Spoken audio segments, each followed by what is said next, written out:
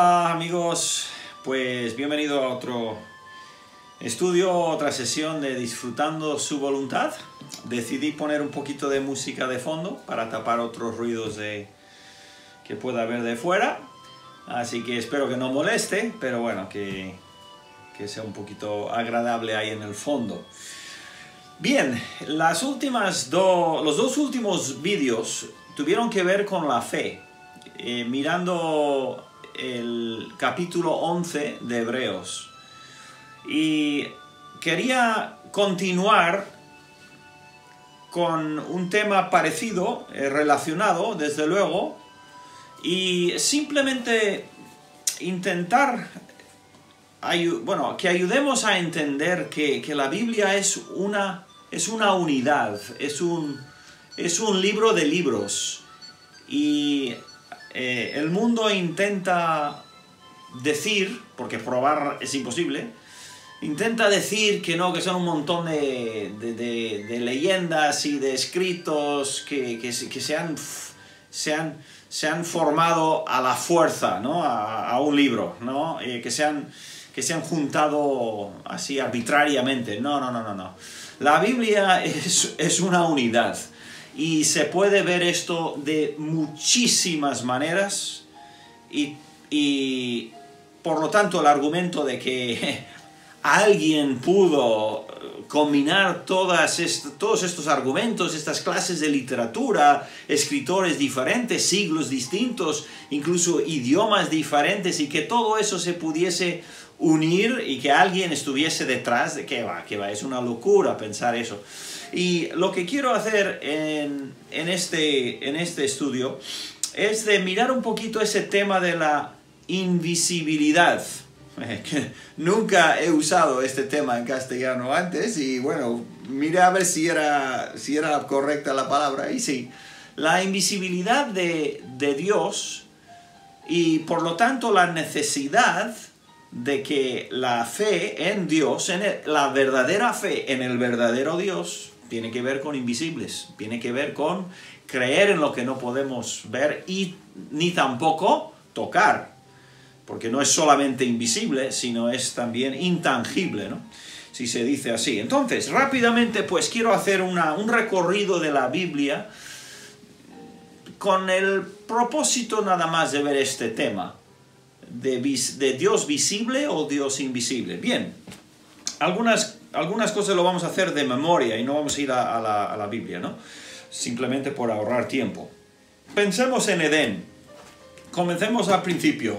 En Edén, Dios, según entendemos, ¿no? Dios caminaba visiblemente con Adán y Eva. Toda la intención de la palabra del texto es de que Dios bajaba por la tarde y paseaban por el huerto del Edén. Así que tenían una relación visible con Dios.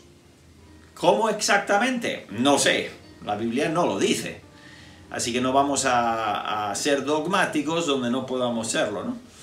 Luego, entonces miramos todo lo que es el Antiguo Testamento y vemos que en su mayoría Dios, Jehová Dios del Antiguo Testamento, es invisible.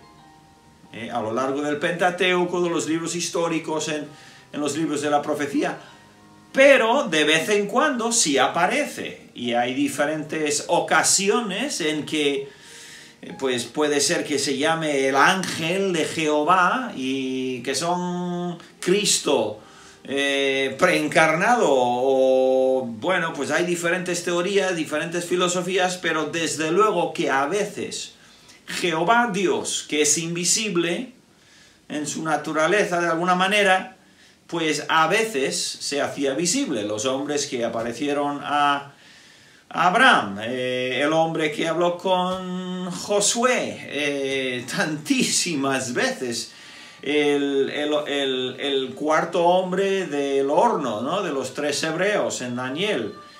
Y bueno, pues tenemos el hecho de que en el Antiguo Testamento Jehová, y bueno, luego tenemos el pasaje, ¿no? Creo que lo vimos en la anterior sesión, en Deuteronomio creo que es el capítulo 4, Deuteronomio 4, habló Jehová con vosotros de en medio del fuego, oísteis la voz de sus palabras, mas a excepción de oír la voz, ninguna figura visteis. Y entonces en su adoración, Dios, bueno, en todo sentido, Dios se manifestó a los judíos de una forma invisible. Su voz muchas veces sí que se oía. Pues bueno, pienso en Moisés, ¿no? Cuando llegó a la zarza que ardía. Estaba Dios allí, pero no se le veía, pero sí que se veía fuego, sí que salió voz, en fin. Entonces, en el Antiguo Testamento, sin embargo, aunque Dios es invisible, tenemos indicaciones de que no es siempre así y no tiene por qué ser siempre así. Versículos clásicos, ¿no? Isaías 7. Por tanto, el Señor mismo os dará señal, he aquí que la Virgen concebirá y dará a luz un hijo, una persona, dando a luz a otra persona, y llamará su nombre Emmanuel, Dios con nosotros. Y esto luego lo usa Mateo, en Mateo 1, creo que es el versículo 23, me parece, donde se toma exactamente este mismo nombre. Jesús es Dios con el hombre, Dios encarnado. Y luego, claro, en Isaías también. Entonces, vemos en el Antiguo Testamento, aunque Dios es invisible, Isaías vio a Dios en una visión, pero no le vio en persona de ninguna manera que nos haya dicho. Pero en el capítulo 9, versículo 6, porque un niño nos es nacido, esto es una persona humana, hijo nos es dado, pero que también es Padre eterno, o sea, es Dios. Así que tenemos aquí la invisibilidad de Dios y también que es visible a veces. Bueno, claro, llegamos al Nuevo Testamento y ya tenemos en ese periodo de, digamos, de los evangelios, tenemos a Dios invisible, encarnado, hecho visible durante alrededor de 30 y pico años, en el que si hablabas con Jesús, hablabas con Dios. Así de sencillo. Era Dios o es Dios. Entonces tenemos a Dios visible, siendo además adorado por los hombres. A veces la gente se arrodillaba delante de él como Dios y él lo recibía, lo aceptaba porque era correcto, ¿no? Entonces tenemos al Dios invisible, pero que a veces es visible.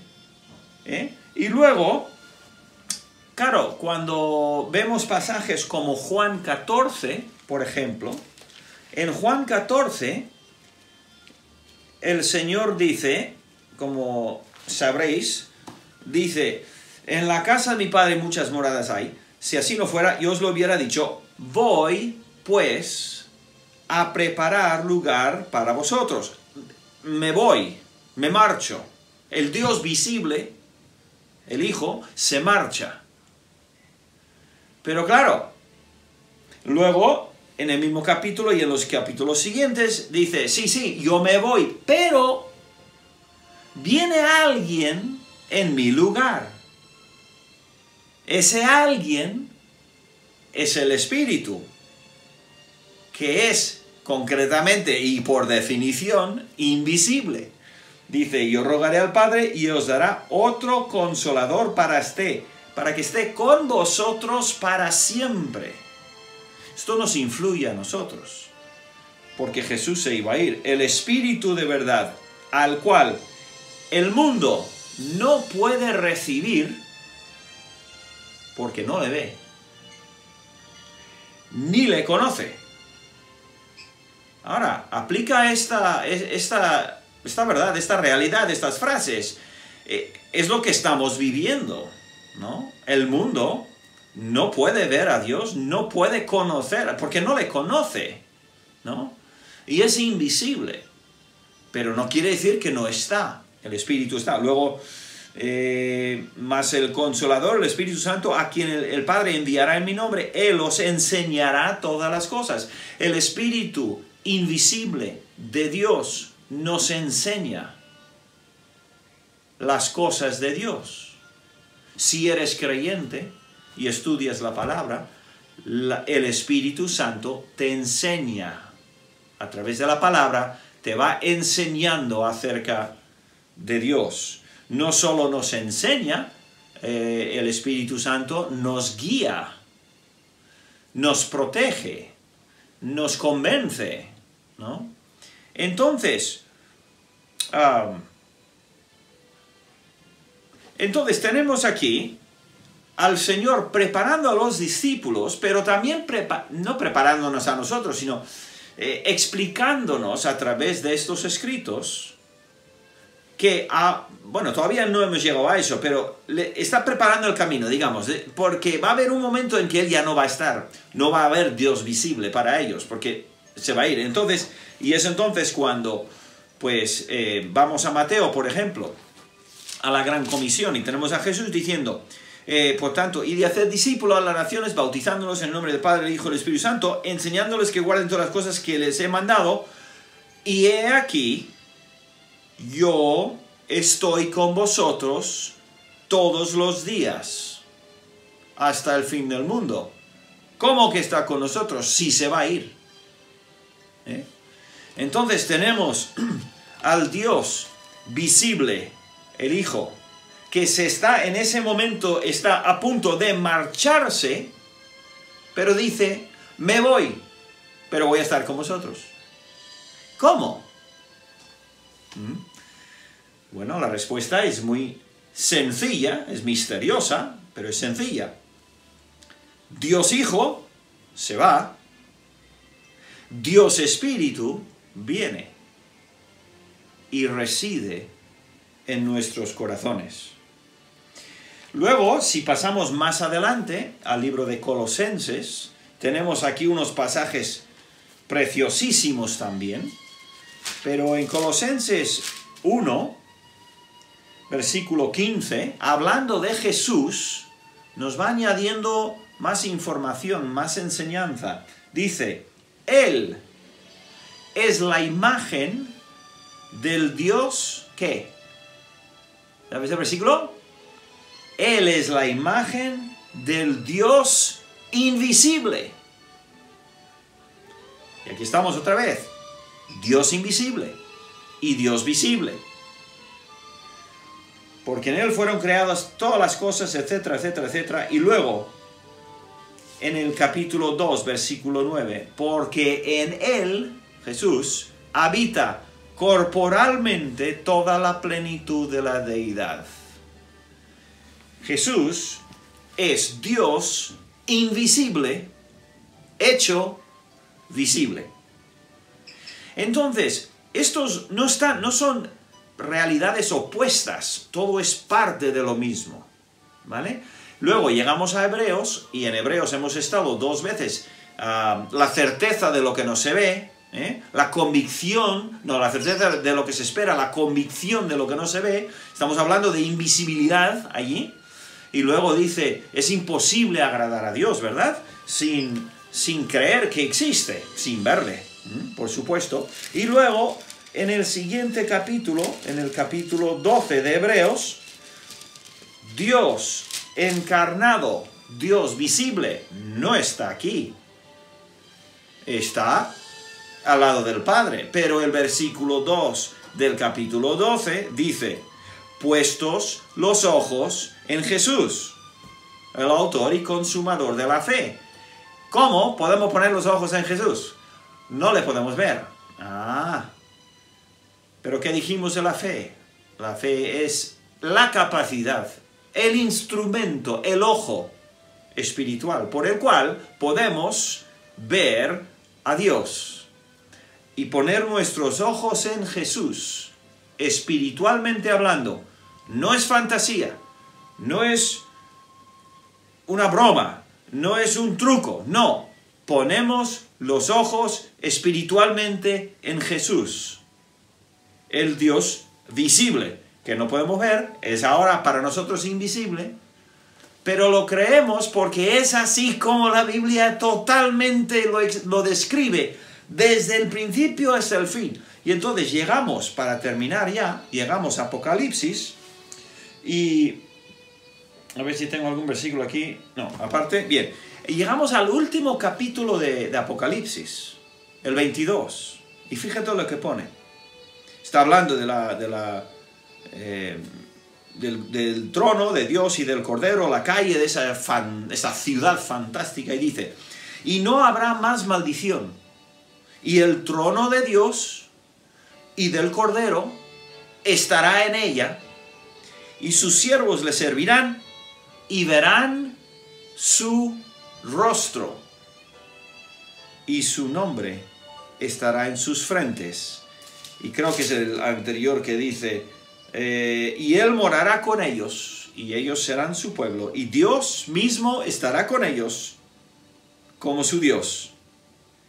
Y la Biblia es el libro que dicen ser lleno de leyendas y no conecta nada. No. Abrimos la Biblia y está Dios visiblemente caminando con el hombre en el huerto de Edén. Y luego pasa toda la historia del pecado y de la redención y todo lo que tenemos en la Biblia, unido maravillosamente, misteriosamente, espiritualmente, todo unido, todo es un solo mensaje, lleno de diferentes mensajes que tienen un solo propósito y un solo mensaje. Llegamos al último capítulo y ahí tenemos que a Dios visiblemente viviendo con su pueblo, con sus hijos, para siempre, como era al principio. Entonces, lo que creemos es totalmente racional. Es razonable, es correcto. No tenemos que avergonzarnos de vivir por fe y de creer en aquel que nos ha dado este libro y disfrutar de él. Si caminó en el huerto con su pueblo visiblemente y va a caminar y vivir con nosotros visiblemente por toda la eternidad, ahora mismo también quiere que disfrutemos de él invisiblemente. Aprendamos a ello y agarremos con ganas ese desafío de aprender a caminar y a disfrutar con Dios. Bueno, pues, hasta la próxima. Agur.